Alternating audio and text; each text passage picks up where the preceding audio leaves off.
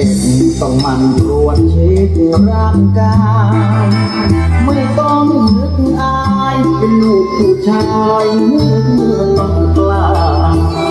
อย่าไปตะแบงให้เมื่อเรียวแรงโรยราร่างกายไม่ไหวก็ต้องอาศัยทุกอย่างมีคู่นอนอ่อนหวานต้องหายาบำรุงมีเมียเด็กขาวๆเล็กๆบางๆต้องคอยระวังเพราะชายต่างหวังใจมุ่งได้เมียคราวหลายกว่าตัวผมนั้นคราวลุง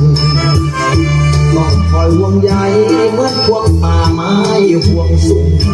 ไม่คอยช้ำเรื่องเดียวเรื่องรุ่งเพราะหนุ่มต่างมึง